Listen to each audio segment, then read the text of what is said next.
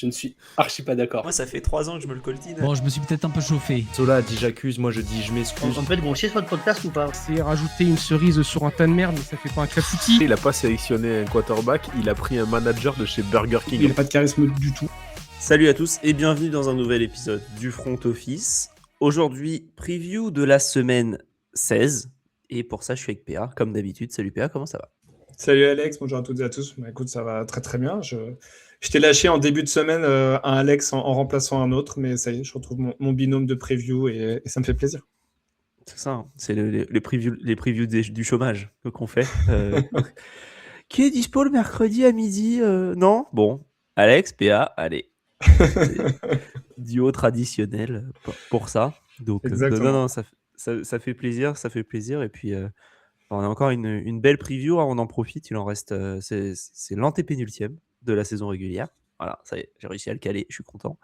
Et donc, voilà, ça fait plaisir. On ne sait pas si on est en live ce soir d'ailleurs, j'ai un doute. C'est un peu, voilà, quoi, on est un peu. La fin de saison, on ressemble à une fin de saison des Raiders. On ne sait plus trop ce qu'on fait, mais on essaye. On essaie d'exister, mais bon. On est là un quart temps et puis après, c'est difficile. C'est ça. Il y a quand même plus d'équipes. Je crois que oui, on est plus à avoir notre équipe éliminée des playoffs dans le front office que d'équipes qualifiées, vu qu'on a quoi? Giants, Saints, Dolphins, Raiders, Titans. Oh, vous êtes Heureusement bien. que vous êtes là avec Doug et Guilty. Et encore Guilty, on en parlera cette semaine. Mais Guilty, il va vite rejoindre la maison des secrets, je pense. Hein. Il y a la guillotine qui va vite tomber, effectivement. Clairement. La guillotine. Joli. On peut dire. On peut le dire. Mais en tout cas. Mais suivez-nous partout, le front office, Discord, le lien est en description. On aura dimanche l'enfer du dimanche avec Guilty, du coup, à l'animation, Doug, Lala Packers et moi-même ce mois-ci. Où on parle du pire de la NFL, n'hésitez pas. On a fait court épisode, 2 heures seulement. Voilà. Avec Guilty au milieu qui dit « Oh, en 1h30, on aura fini. » Évidemment. Allez, on va passer au rewind du... 30 minutes d'overtime. Exactement. On va passer au rewind du Monday Night Football et contrairement à Doug, je ne vais pas dire jingle. Coucou Doug. Jingle. Et pour le Monday Night Football, du coup, on a eu les Dolphins qui sont maintenant en 6-8 et éliminés de la course au playoff, qui ont perdu face aux Steelers en 8-6, qui eux, pour le coup, sont bien dans la course au playoff, 28-15. Voilà, ce qui devait arriver arriva. Et... Voilà. De quoi tu veux parler sur ce match-là? C'était pas un très beau match. On s'est un peu embêté quand même, hein, jusqu'à la fin de la première mi-temps. Du coup, 7-3. Et puis ensuite, les Steelers ont décidé d'accélérer un petit peu. Ils mettent 2 touchdowns au retour des vestiaires. Mais qu'est-ce que c'était poussif. Surtout côté Dolphins, d'ailleurs. Dommage l'interception à la fin du premier quart-temps, parce que je trouvais que là, pour le coup, les Dolphins arrivaient à bien avancer.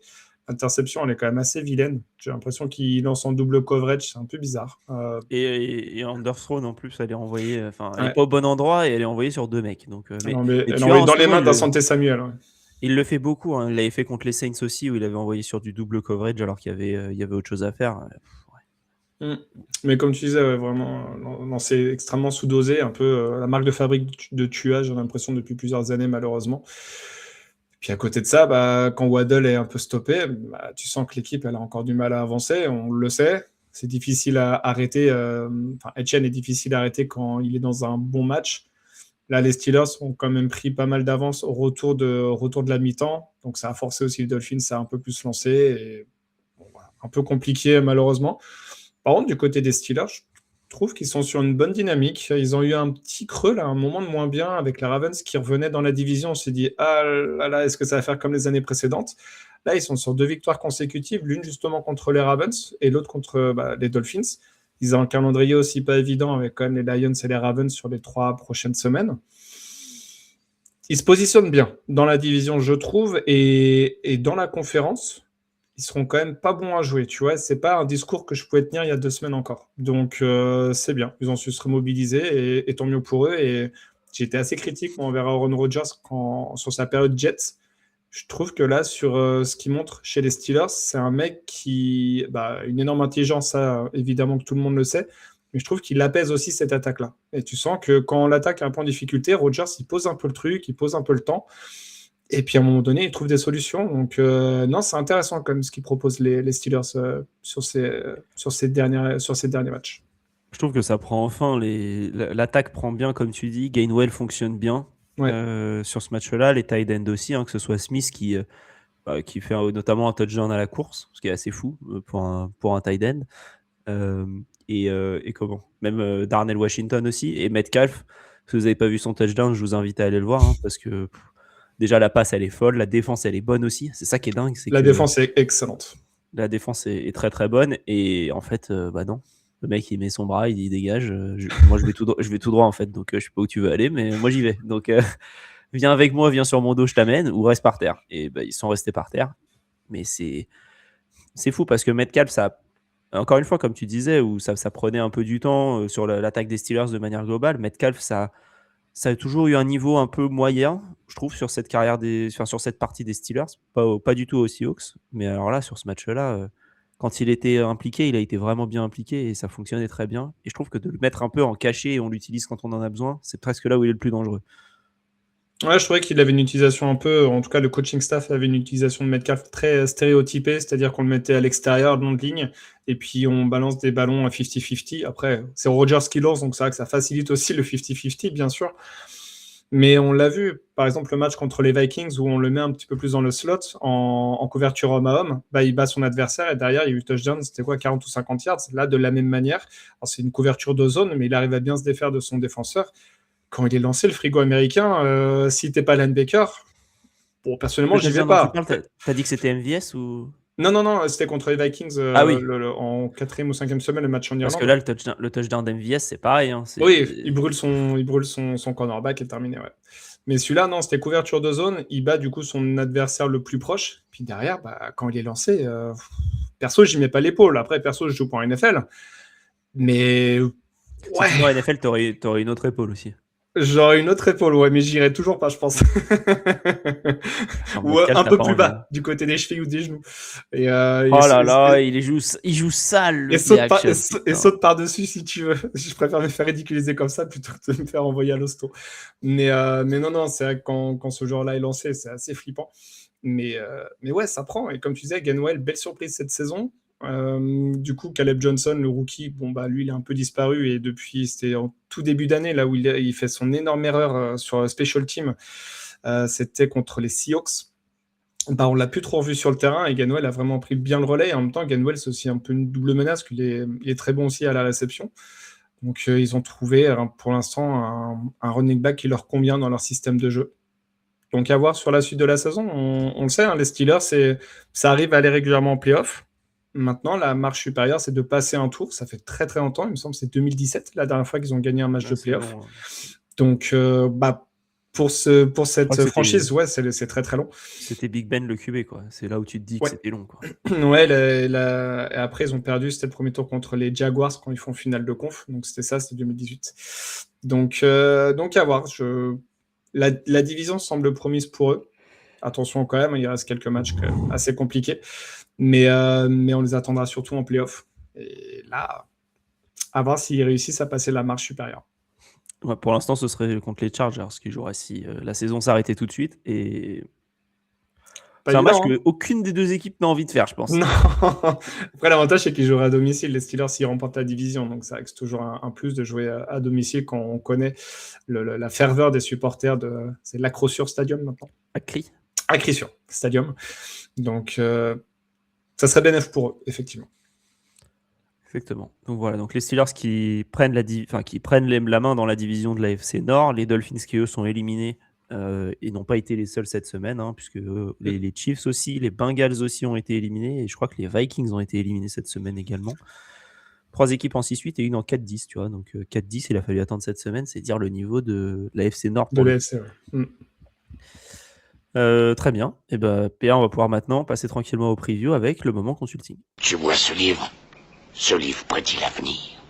Il contient tous les résultats de tous les événements sportifs jusqu'à la fin du siècle. Pour le moment consulting, ce sera un moment consulting en 2 parties, puisque on fait la première partie cette semaine et on verra qui fera la preview de la semaine 17. Ouh là là, qui ça peut bien être. Mais en tout cas, on va poser la question, quelle équipe on voit au Super Bowl en AFC. N'hésitez pas à nous dire, vous, en commentaire de l'épisode ou sur le Discord, qui vous voyez au Super Bowl en AFC. Et on posera la même question pour la NFC, mais du coup, la semaine prochaine, dans un épisode spécial Noël, qui sera bien long. Voilà, PA, il a envie de nous faire un épisode de 3h30. Ce sera l'enfer de Noël, on appellera ça. Donc il y aura Guilty avec nous, bien sûr. Évidemment. Donc voilà, quelle équipe on voit au Super Bowl en AFC? On rappelle les équipes qui sont toujours dans la course. Les Broncos qui ont validé leur playoff, c'est les seuls pour l'instant. Les 3 équipes qui sont en train de mener les divisions, c'est les Patriots, les Jaguars et les Steelers. Ensuite, on a les Chargers, les Bills. Donc toutes ces équipes, Chargers, Bills et Texans. Toutes les équipes qui ne sont pas les Steelers et les Texans sont à plus de 99% de chances d'aller au playoff s'ils gagnent leur match cette semaine. Donc ça fait quand même des belles statistiques. Et dans la course, on a les Colts, qui s'ils perdent, c'est fini quasiment. Et les Ravens, s'ils perdent, on n'est pas loin de la fin aussi. Donc PA, la question elle est simple. Qui tu vois au Super Bowl en AFC? Moi, je verrais plutôt les Texans cette saison. Parce que je trouve qu'ils sont sur une très bonne dynamique. C'est marrant parce que c'est une des équipes qui justement est un peu en ballottage, même si ça semble quand même en ballottage favorable, eu égard à ce qui se passe du côté des Colts. Donc c'est vrai que dans la division, ça semble quand même assez acté qui vont au moins finir deuxième, si ce n'est premier en bataille avec les Jaguars. Mais c'est vrai qu'ils sont sur une belle dynamique. Tu sens que défensivement, c'est quand même extrêmement impressionnant ce qu'ils proposent. Je vois pas en fait une attaque réussir à leur mettre plus de 21 points, donc l'équivalent de 3 touchdowns. Quand tu arrives à rester dans ces matchs-là, je dis pas que l'attaque des Texans est flamboyante. Ils ont des belles statistiques sur les derniers matchs, mais il faut voir aussi les adversaires qu'ils ont rencontrés. Je reste encore un petit peu dubitatif sur la O-line, même si elle a bien progressé. Je l'ai évoqué lors du rewind. L'arrivée, ou en tout cas le retour de blessure de Trent Brown, je pense, a beaucoup aidé à stabiliser cette O-line. Je trouve que CJ Stroud reprend aussi des couleurs. Maintenant, le jeu aérien me pose encore un petit peu question, malheureusement. Il y a un Nico Collins, mais derrière, c'est un petit peu plus compliqué. Il y a mon chouchou Jaden Higgins qui a un petit peu plus de mal. En tout cas, c'est très irrégulier sur sa saison rookie.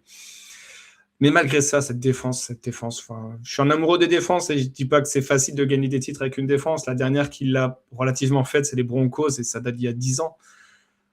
Mais celle-là, quand même, elle est historiquement quand même très, très forte.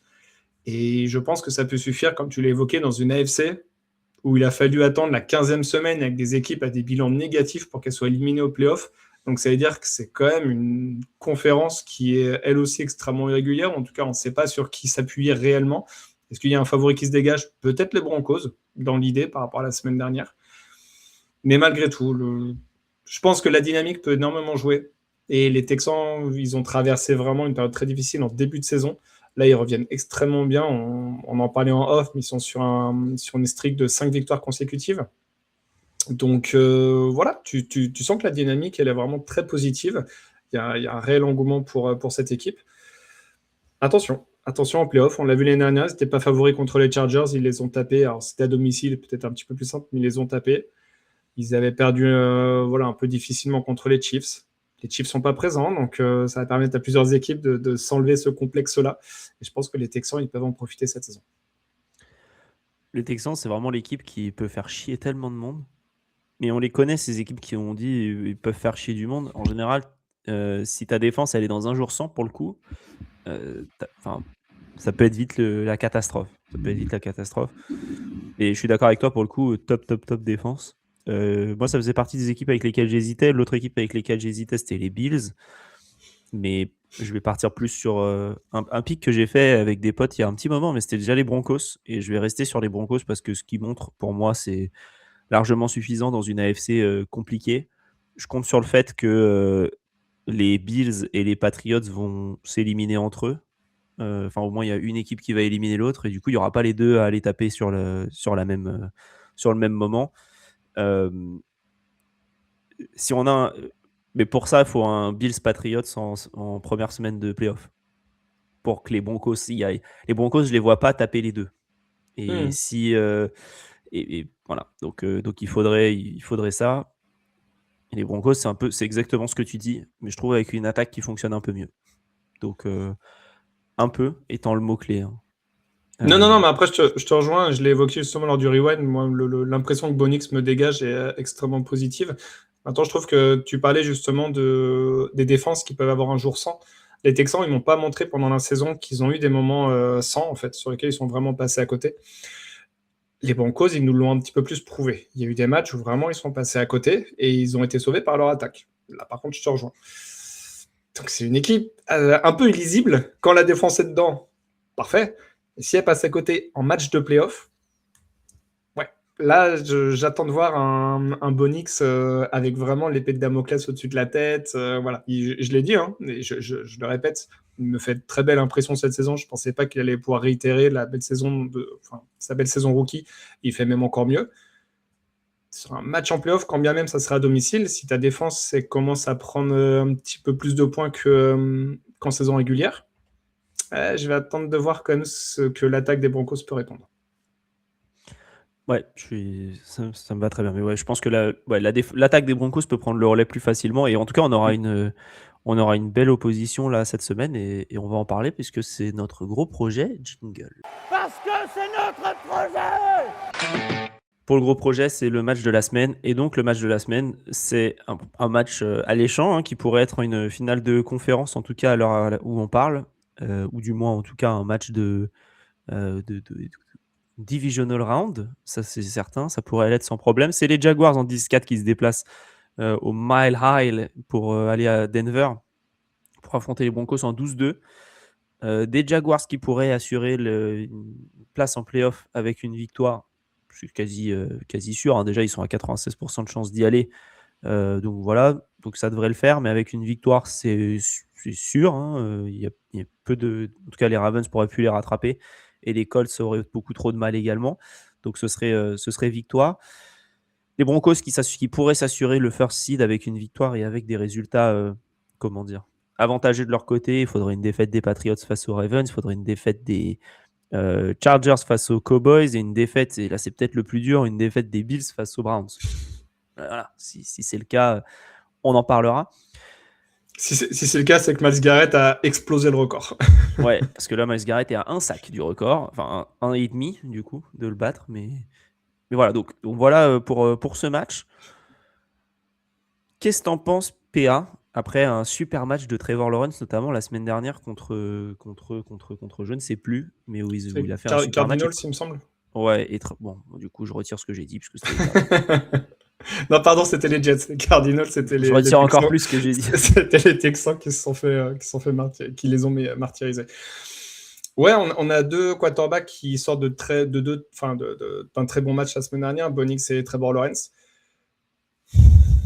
L'avantage, c'est, en tout cas pour les Broncos, c'est que ça se joue à domicile. On sait que c'est un stade quand même extrêmement compliqué. Les Jags, ils sont en Floride. Là non plus, j'invente rien, avec des belles températures.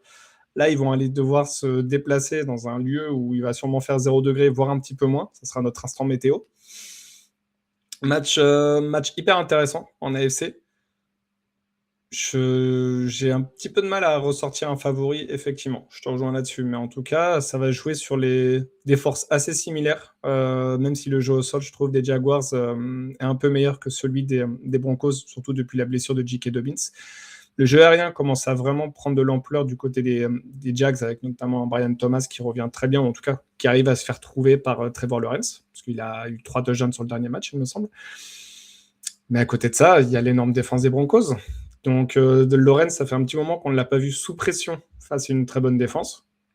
Ça va être un premier match de play-off, on va dire, pour les Jaguars, comme tu l'as dit, hein, pour valider au moins leur ticket en play-off. Et c'est vrai que s'ils gagnent ce match-là, la division, elle se rapprochera quand même très, très fortement.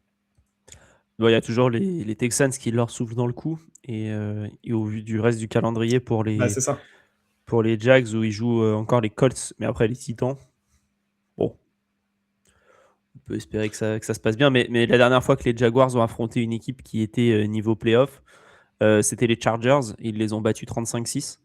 Avant, c'était les Texans, ils ont perdu 36-29. Et avant dans un match un petit peu, on se souvient, hein, c'était quand même... il y a eu le 4e carton, mais c'est pas représentatif de leur saison.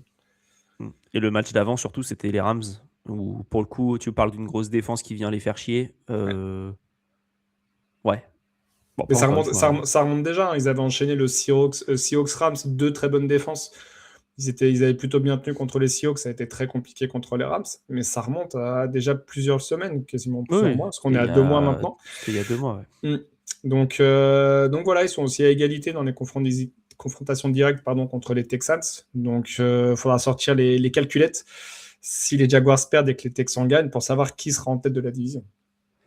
Ouais, c'est une bonne question. C'est une bonne question parce qu'ils sont en 4-1 et 3-1 dans la division. Donc il faudra voir en fin de saison où ça en est. De toute manière, c'est compliqué de voir avant la fin. Je viens de voir une stat exceptionnelle. Les Titans sont en 0-7 à la maison. C'est pour ça que les billets des places sont à $12. C'est la seule équipe qui n'a pas gagné un match chez eux encore. Tous, ils ont gagné. Même les Raiders, même les Cardinals. Tout le monde a gagné chez eux. Et La tristesse. oh, la tristesse. C'est la seule équipe qui n'a pas gagné soit à domicile. Ah non, les Giants n'ont jamais gagné à l'extérieur non plus. Bien. Mais oui, moi les Broncos, j'ai bien envie de voir pour le coup. Pareil, face aux Jaguars, parce qu'il y a aussi un intérêt pour eux de voir ce qu'ils valent en playoff. L'année dernière, ils n'ont pas fait. Si, l'année dernière, ils ont fait les playoffs. Les Broncos Ouais. Ouais, ils sont fait éliminer par les Bills. Ils se sont fait éliminer par les Bills au premier tour, où ils avaient d'ailleurs gagné. Ils s'étaient qualifiés sur le dernier match contre des Chiefs qui avaient mis personne. Et je crois que le karma les a rattrapés cette saison. C'est malheureux. Mais ouais. Non, les Broncos, ça m'a. C'est malheureux avec un sourire. C'est malheureux. C'est le masque, tu sais. Tu me fais penser, tu fais penser à Mathieu Kassovitz, moi. Mais pourquoi tu ris? Bah, de rire. C'est le même avec le gars qui rigole et devant c'est la photo du gars qui est triste. Non, mais voilà, on se comprend. Bref, non, les Broncos, j'ai envie de les voir dans une situation comme ça parce que pour le coup, s'ils sont en 13-2, là on arrivera sur une vraie bonne équipe. Et je trouve que les deux matchs des équipes qui sont au top de leur conférence sont intéressants. On parlera du Rams Seahawks parce que c'est le Thursday Night Football dont on parlera en fin d'émission. Mais c'est vraiment deux matchs où tu peux juger des deux équipes et est-ce que ça peut aller loin. Voilà. Il y en a une qui se déplace, il y en a une qui reçoit, les Broncos reçoivent et je pense que ça va être intéressant à voir en tout cas. Ouais, ils peuvent quasiment clinch vraiment le first seed, très clairement, parce que quand tu regardes le reste de leur calendrier, c'est les Chiefs du coup sans Patrick Mahomes qui est blessé et c'est les Chargers. Bon, avec la O-line de Justin Herbert qui a décidé de ne plus le protéger maintenant. Là, c'est officiel. Donc, ça peut être 2 wins sur la fin de saison, même si ça reste des matchs de division. Espérons pour les Broncos. Donc, voilà, on verra ça. Dites-nous en commentaire ce que vous pensez de ce match-là. Ça nous fait plaisir. Venez discuter avec nous sur le Discord.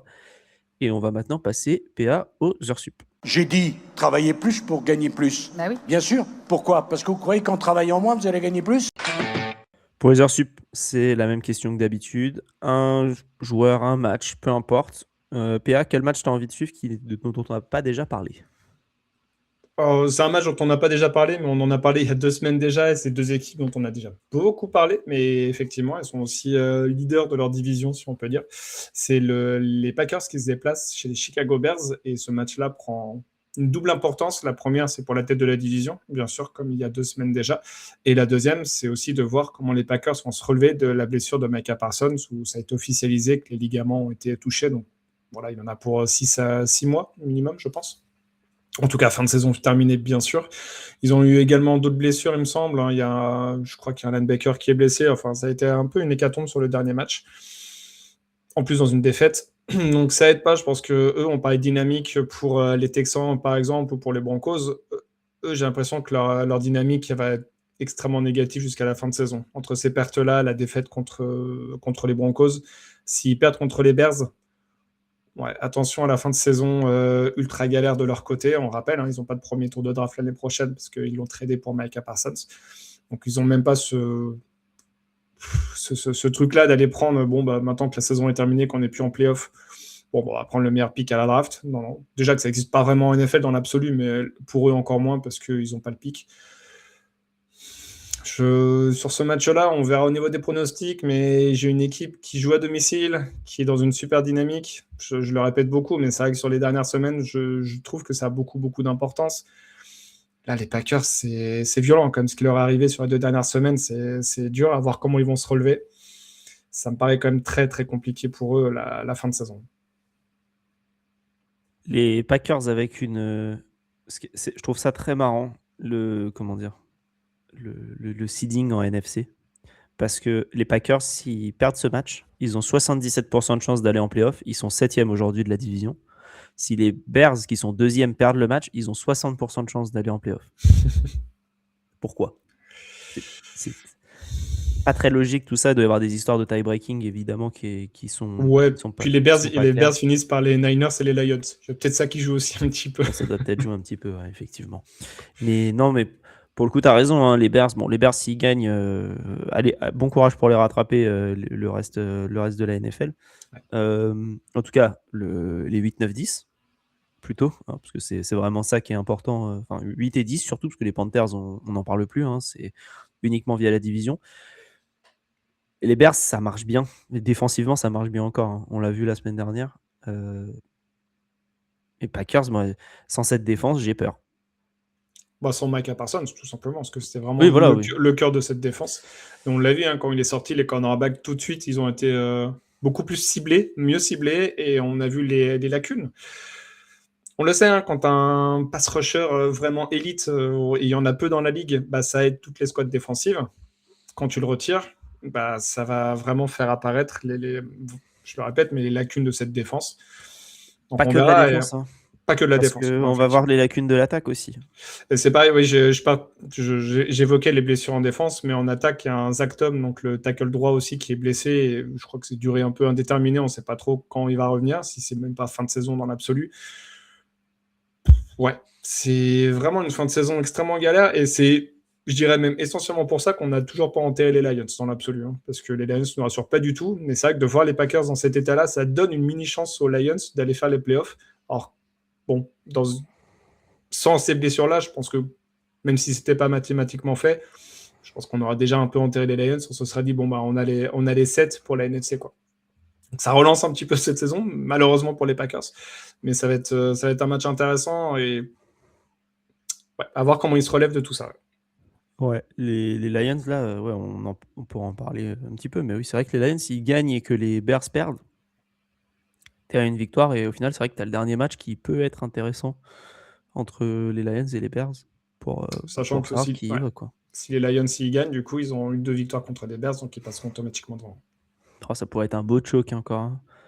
Bears, Colts, même combat peut-être, hein. Ouais, De sans mon blessure du quarterback. Ouais. De mon côté, je vais rester en NFC et c'est le duel d'infirmes au top de la NFC Sud, les Buccaneers qui affrontent les Panthers et c'est où d'ailleurs? C'est à purée, je l'avais noté et j'ai oublié. Hop. C'est à où êtes-vous? Carolina. C'est à Carolina, exactement. Premier match des deux affrontements entre ces deux équipes, hein. Ils doivent encore s'affronter 2 fois. Ils s'étaient gardé tous les bons matchs pour la fin. Et bah, pour le coup, qu'est-ce qui va se passer? Parce que niveau dynamique, tu as l'impression que les Panthers sont un peu mieux, mais ils ont quand même perdu face aux Saints cette semaine. Les Bucks, ça part en cacahuète en ce moment. Les Panthers, une semaine sur 2, on a une bonne équipe. Une semaine sur 2, c'est beaucoup plus compliqué. Les Bucks, bah, c'est pareil. En fait, de quel côté la pièce va tomber pour ces deux équipes-là? Et ça m'intéresse. Et je vais bien regarder ce match-là parce que j'ai mis beaucoup de discussions en off-season sur le fait que les Panthers feraient les playoffs. Bah, si tu m'avais dit en début de saison, oui, ils seront à la course en semaine 16, je t'aurais dit ouais, c'est ça, ouais. Parce que le début de saison était cata et les Bucks étaient au top du top.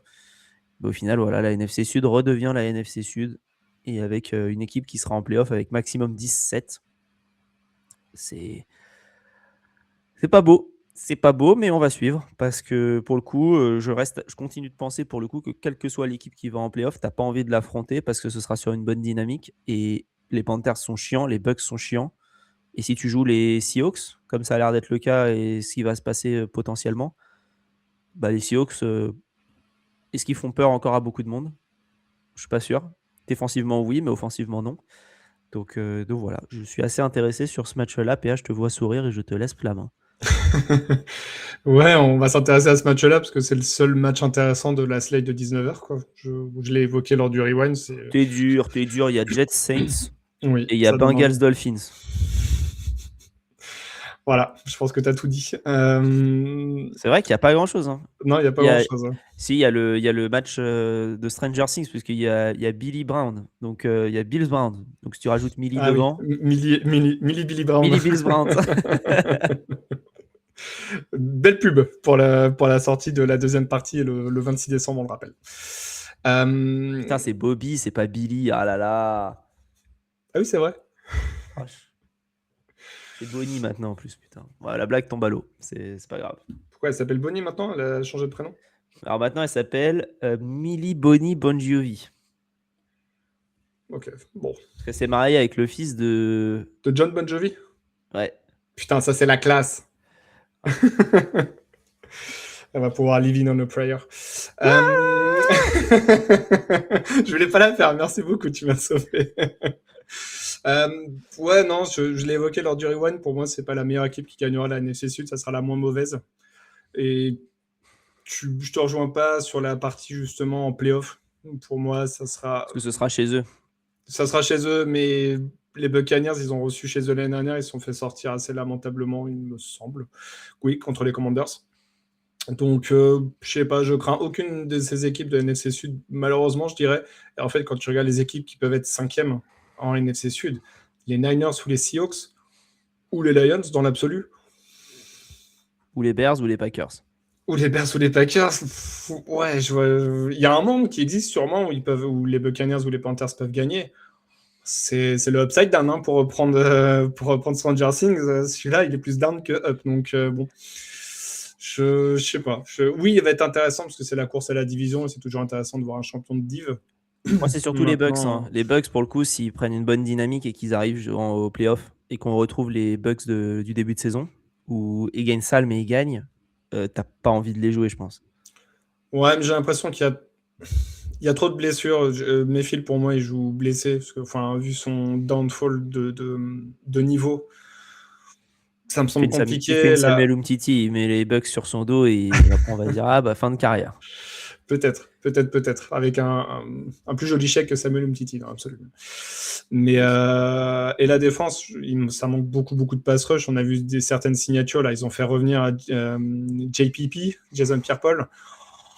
Mais quand même, quand tu commences à faire revenir des gars qui étaient en retraite et qui ont 35-36 ans, parce qu'il y a Son Reddick aussi qui est en retraite, qui finalement est revenu. 36 ans, ouais. Enfin, ouais, on en a connu des équipes qui ont tenté ces coups-là et ça n'a jamais fonctionné dans l'absolu. Les Chiefs notamment l'année dernière. Et ça a fonctionné parce qu'ils sont au Super Bowl, mais ils ont explosé au Super Bowl. Je sais pas.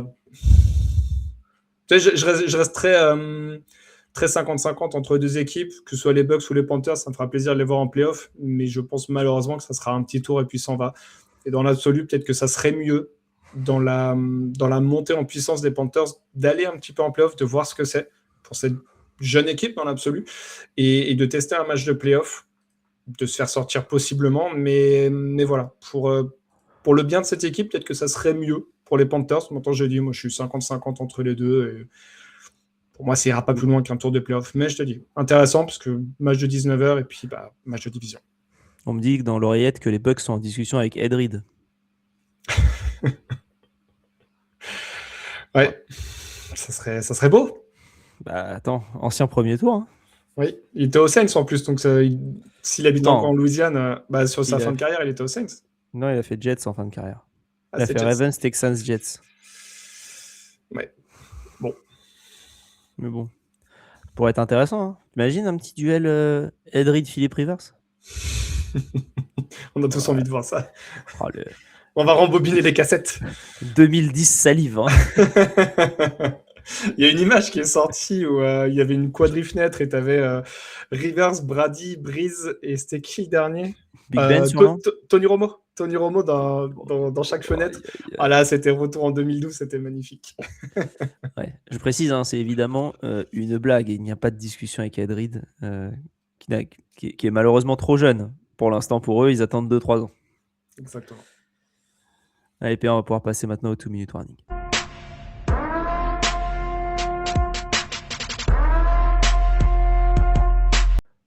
Et pour le 2-minute warning, on prend l'application Sleeper, on regarde le pick-em, parce que ce serait dommage de ne pas le regarder, hein, vu que On est bien, hein, PA. Je me souviens plus de tes scores, mais toi, t'es pas au top du top. Hein. On n'est pas bien. Bah, écoute, l'année dernière, les favoris gagnaient, donc j'ai remporté notre LFO League. Là, les favoris perdent, donc bah, évidemment, je suis dans les derniers, quoi. Exactement. Bon, écoute, hein, tu fais de ton mieux et Oui. on t'applaudit pour ça. Et ça fait plaisir. On se garde le match de vendredi, enfin de jeudi, Bien de sûr. ce soir, du coup, qui a d'ailleurs une petite probabilité de 50-50. C'est bien, on va pouvoir en parler. Mais on va commencer avec Eagles Commanders. Eagles. Quelle surprise, Eagles aussi. Packers Bears. Bears. Buccaneers Panthers. Je reprécise, sur les 2 matchs précédents, c'est dans les matchs du samedi. C'est vrai que c'est des matchs de samedi. Ouais, 23h pour le Eagles et le 2h du matin pour les Packers Bears. Du coup, Buccaneers Panthers, je passe sur les Buccaneers quand même. Buccaneers aussi. Bills Browns. Bills. Chargers Cowboys. Chargers. Bengals Dolphins. Dolphins. Bengals. Jets Saints. Jets. Saints. Vikings Giants. Vikings. Chiefs Titans. Même là, Chiefs. Ouais, Chiefs aussi. Ouais. En plus, c'est chez eux. C'est chez les Titans, donc ils doivent C'est perdre chez encore. Titans. Falcons Cardinals. Falcons. Jags Denver. Broncos aussi. Steelers Lions. Raiders Texans. Il est dur celui-là. Hein. Texans aussi. Patriots Ravens. Patriots Et Niners Colts. 49ers. Donc là, contre les Giants, tu dis Giants Patriots, tu dis oh les Giants. Alors là, contre les Ravens qui ont leur saison en jeu, tu nous dis les Patriots. C'est vraiment, mais vraiment. Ah là là là là là là. J'avais dit Patriots Bills, j'avais dit Patriots aussi. Hein. Il y avait eu combien de Giants Patriots déjà? 33-15 ou quelque chose comme ça. Oh, ça va. Dur. Ça va. On était en danger. Oui, évidemment, c'était du. Puis je suis sûr que c'était un. Comment dire? Ouais, 33-15 avec un dernier carton, j'imagine en plus. Oui, c'est ça. Oui, garbage time. Il y avait 37 à la mi-temps. Je t'avouerais que le matin, quand j'ai regardé le match, je fais 3 secondes de truc.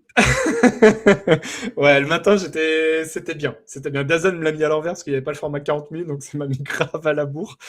Mais ça faisait plaisir. Ça faisait plaisir. Plus que le week-end dernier, je vais pas mentir. Quel enfer. Ok. Ok. Bah écoute, PA, on va pouvoir maintenant tranquillement passer à l'overtime.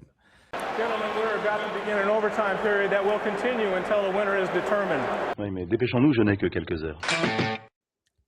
Et pour l'overtime, on va aller regarder, comme on disait tout à l'heure, le match entre les Rams qui sont en 11-3 face aux Seahawks qui sont également en 11-3. Une des deux équipes à clinch la division, c'est les Rams. Et au clinch les playoffs, pardon, pas la division, mais à clinch les playoffs. Mais si les Seahawks gagnent, bah, ils reprendront la tête de la division et potentiellement ils prendront la tête de la NFC surtout. On est encore sur le même scénario que les Lions et les Vikings de la saison dernière, qui avec une victoire pouvaient passer premier ou cinquième. Les deux équipes avaient finalement été sorties au premier tour des playoffs les deux, donc ça n'avait pas du tout été important. Mais en tout cas, voilà, on a ce match-là du côté de Seattle. Match avec les enjeux qui ont rarement été aussi importants en week 16, du moins. Ouais, complètement. Et je l'ai évoqué, c'est vrai que c'est une division qui nous fait vraiment saliver. On savait qu'ils avaient tous un calendrier assez abordable. Maintenant, je trouve que les Seahawks font une largement plus belle saison que ce que je pensais en début. Effectivement, là-dessus, je mange largement mon chapeau. Les Rams et les Niners sont par contre au rendez-vous. Et ces deux équipes qui sont défensivement dans les top équipes de la Ligue, hein, parce qu'en nombre de points, les Seahawks sont deuxième de la Ligue et les Rams sont troisième défensivement. Et ces deux équipes aussi qui offensivement avancent très très bien. Les Rams sont top 3 ou top 4 de la Ligue, avec quasiment 400 yards par match. Donc je ne sais pas trop en fait la physionomie de cette rencontre, je ne vais pas te mentir. Est-ce que ça va être justement un match extrêmement cadenassé, comme les Seahawks ont l'habitude de nous faire là depuis plusieurs semaines?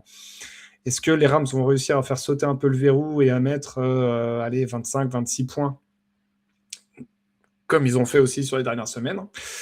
Donc à voir, il y a quand même moi une blessure qui me pose un peu question du côté des Rams, c'est Davante Adams qui s'est fait les ischios et on sait que ça peut être vraiment très très embêtant à guérir.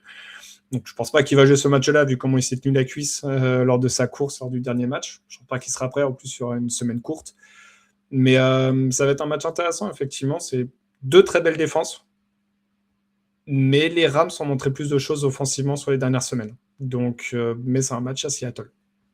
Donc tu disais sur le sleeper c'est 50-50. Bah, c'est vrai, quand tu regardes les forces, les faiblesses, les blessures et que tu mets tout en fait dans la balance, bah, on est vraiment, oui, sur un 50-50. Ça va être, ouais, parce que c'est vrai qu'entre l'attaque des Rams, la défense des Seahawks, déjà ça va être beau. Mais après, c'est vrai que je trouve que l'attaque des Seahawks fait un peu plus de peine par rapport à la défense des Rams. Personnellement, je pense que là, c'est là où pas le match va se jouer, mais quand même, si on a un mauvais Darnold, il n'y aura pas de combat, à mon avis. Et on a vu du mauvais Darnold beaucoup plus souvent que ce qu'on pourrait penser. Parce qu'en 11-3, tu ne te dirais pas que Darnold a été mauvais plusieurs matchs, mais il a eu une petite phase où il n'a vraiment pas été bon. Ouais, là, même avec la blessure de Davante Adams, l'avantage, c'est que c'est un receveur 1 bis, enfin, ou un A, 1 B, avec Puka Nacua aussi. Ils ont des bons tight ends, ils ont un bon running back, donc je pense qu'ils peuvent faire 100. Par contre, c'est vrai que s'il n'est pas là et que tu es sur la ligne des yards, tu fais beaucoup moins peur sans Adams qu'avec Adams. Ouais. Parce que y a tellement de plays que tu peux faire quand tu as Davante que tu ne feras pas quand tu ne l'as pas. Ouais, j'espère pour eux qu'ils ne s'arrêteront pas au 1 yard et qu'ils iront 1 yard plus loin à chaque fois en fait. C'est plus dans ce sens-là, mais ça va être compliqué pour eux en tout cas. De mon côté, je vois plus une victoire des Rams, mais attention quand même à ces Seahawks qui eux pour le coup eux ils font peur tout le temps parce que défensivement ils cassent les pieds. Sur le reste de leur saison, ils jouent les Panthers et les Niners, les Seahawks, donc on a connu plus simple comme calendrier, tandis que les Rams vont obligatoirement au moins jouer les Cardinals et les Falcons. Donc même avec une victoire des Seahawks, les Rams peuvent tranquillement reprendre la tête de la division sur les 2 matchs suivants. Mais bon, évitons. On a connu des équipes qui pouvaient clinch la division et qui ont perdu à domicile. De qui parles-tu? Personne. Une équipe dans l'Est, par exemple. Mais oui, je te rejoins. Et comme les Rams, en plus, ont gagné la première confrontation entre les deux, c'est vraiment un match pour la division de leur côté. Ce qui serait assez étonnant, finalement, à 2 semaines de la fin, de savoir que c'est eux qui vont remporter la division quand tu vois l'état. J'ai peut-être un doute d'aller avec les Niners. Bon, à voir. À voir là-dessus. Les Niners en 10-4, sachant que tu as une équipe qui va forcément être en 11-5, j'y crois peu, là. Donc après, c'est vrai que si les Seahawks gagnent, les Niners peuvent la remporter plus facilement que si c'est les Rams. Parce qu'il y a la confrontation finale. Ouais. Parce qu'il y a la confrontation. Ouais, complètement. Et ils ont battu les Seahawks en première semaine en plus, les Niners. Donc ouais, match intéressant, match de division. Je trouve même un peu dommage que ce soit le match du jeudi, parce qu'on le sait, les semaines courtes, parfois, ça nous rend un match un peu bizarre, un peu étrange. Donc je trouve ça un peu dommage, surtout en fin de saison, là où il y avait une vraie possibilité de le mettre sur un prime time comme il fallait. Et on l'a vu, la NFL s'est pas privée de mettre des matchs en plus le samedi, parce que pourquoi pas finalement, autant faire de l'argent un petit peu plus, on n'en a pas suffisamment. Mais ouais, je trouve ça un petit peu dommage que ce soit le jeudi. C'est juste le truc un peu relou sur ce match, mais hâte de le voir, celui-là quand même. Prono? Seahawks? Je pars sur les Rams de mon côté. On verra en tout cas ce que ça donne. Je pense que ce sera un match qui sera intéressant pour une fois qu'on a un match du jeudi où... je dis pour une fois, mais... non, Falcons, Bucks la semaine d'avant, Cowboys, Lions, pourquoi pas. Bears, Eagles. Quand même, il y a des matchs sympas. Là. On sent qu'Amazon paye. Ils veulent voir des beaux matchs. Et la semaine prochaine, ils vont être déçus. Ils avaient pris un Broncos Chiefs en semaine 17 en se disant ça va être le match pour la FC West. Non. Oups. Ouais. Vive Noël. Exactement. Bon, PA, merci pour cet épisode. Avec grand plaisir. On rappelle, donc suivez-nous partout, le front office, l'enfer du dimanche, logique, sur YouTube avec Guilty, Lala, Doug et moi. Et on potentiellement pas de live ce soir. Tristesse, mais en tout cas, c'est pas ce qu'on a prévu pour l'instant. Notre objectif de faire un live par semaine est parti en cacahuète très rapidement. Mais bon, On a tenu quand on même. a tenu un petit moment quand même. Et je sais pas ce qu'on a derrière. Après, c'est Noël, donc autant vous dire que la semaine prochaine, il n'y aura pas de live non plus. Et la semaine d'après, c'est le 1er janvier, il n'y aura pas de live non plus. Et on verra ce qu'on fait pour... je crois que pour le 8, pour le coup, ce sera Battle of the Rooks qui reviendra. Donc voilà, prépare ton 8 parce que je ne serai pas. Tu nous abandonnes les jeudis maintenant, c'est moche. Ouais, c'est ça. Et d'ailleurs, si vous avez des idées de choses dont vous voudriez qu'on parle en live, avec plaisir, n'hésitez pas à nous dire. Pareil, sur Discord, il y a un onglet suggestions. Vous pouvez nous dire s'il y a des choses qui vous feraient plaisir. Ça peut être des tier lists de Stranger Things, ça peut être les meilleures chansons de Bon Jovi. Enfin, il y a plein de choses qu'on peut mettre en place. Hein. Non, on connaît déjà le top 1, c'est évidemment Living on a Prayer. C'est obligatoire. Exactement. La question, c'est quelle est la 2 ? Est-ce que les gens en connaissent une deuxième? Je ne parlerai pas pour les gens, je parlerai que pour moi et je dirai que non. Il y en a une qui était connue, je sais plus comment elle s'appelle, qui est sortie dans les années 2000, je sais plus, et qui était dans les radios. Oui, c'est vrai que je dis ça, j'ai un certain âge. Dans les radios, sur la bande 50. FM. 99.9. Tout, Energy. Et dites-nous, je te rejoins si vous voulez un live le 1er janvier. En vrai, pourquoi pas?